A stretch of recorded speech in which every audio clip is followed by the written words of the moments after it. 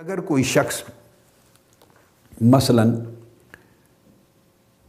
یہ کرے کہ میں علم ظاہر کا محتاج ہوں حضور علیہ الصلوۃ والسلام کی بارگاہ میں ان کی طرف، مگر علم باطن کا محتاج نہیں ہوں، یا علم شریعت میں حضور علیہ السلام سے لیتا ہوں اور علم حقیقت نہیں لیتا، تو علامہ ابن تیمیہ وہ کہتے ہیں کہ ایسا کہنے اور ایسا عقیدہ رکھنے سے وہ کافر ہو جائے گا، یعنی وہ اپنے آپ کو ظاہر اور باطن کے تمام علوم میں حضور علیہ السلام کا محتاج نہیں سمجھتا، یہ شریعت اور حقیقت دونوں میں حضور کا محتاج نہیں سمجھتا، وہ کافر ہو جائے گا۔ میں نے یہ ٹکڑا عبارت کا، آگے آ رہی ہے بات، اس طرف آ رہا ہوں، مگر یہ کیوں کوٹ کیا؟ یہ اس لیے کوٹ کیا کہ علامہ ابن تیمیہ جیسے شخص بھی علم ظاہر اور علم باطن کی تقسیم کے قائل، ان کا عقیدہ ہے۔ میں نے کہا کوئی عالم جس کے پاس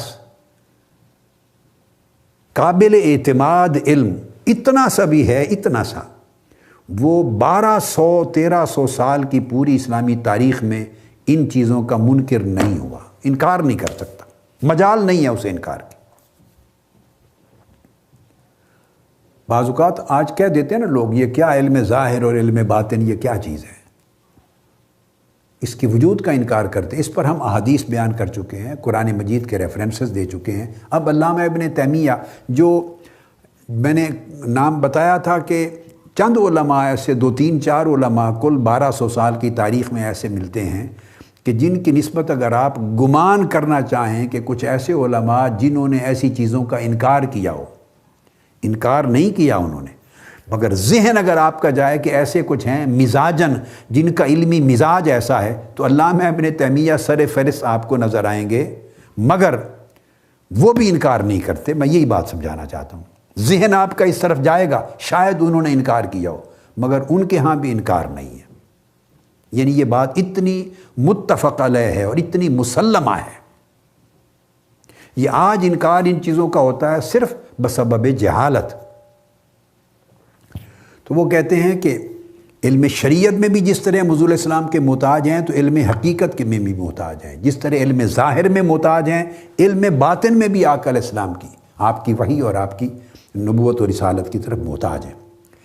اس کے بعد آگے علامہ ابن تیمیہ لکھتے ہیں وَكَذَلِكَ هَذَا الَّذِي يَقُولُ إِنَّ مُحَمَّدًا، وہ کہتے ہیں اسی طرح وہ شخص بھی کافر ہے، یہ بڑی امپورٹنٹ ہے اصلی بات، اسی طرح وہ شخص بھی کافر ہوگا۔ یہ علامہ ابن تیمیہ کی عبارت کوٹ کر رہا ہوں، وَكَذَلِكَ هَذَا الَّذِي يَقُولُ، اسی طرح وہ شخص بھی کفر کا ارتکاب کرے گا، کافر ہوگا، جو یہ کہتا ہے ان محمدً صلی اللہ علیہ وسلم بُعِثَ بِعِلْمِ الظَّاہِرِ دون علم الباطن، جو کہے کہ حضور علیہ الصلوۃ والسلام صرف علم ظاہر کے ساتھ مبعوث ہوئے تھے اور علم باطن نام کی کوئی شے نہیں تھی جس کے ساتھ آپ مبعوث ہوئے ہوں۔ جو آقا علیہ السلام کے علم اور علوم میں علم ظاہر کا اقرار کرے اور علم باطن کے وجود کا انکار کر دے، تو کہتے ہیں وہ بھی کافر ہو جائے گا۔ کیوں؟ آمن ببعض ما جاء بہ وکافر ببعض فہو کافر۔ اس کا مطلب یہ ہے کہ وہ حضور علیہ السلام جو کچھ لائے اس میں سے کچھ کو مانتا ہے اور کچھ کا انکار کرتا ہے۔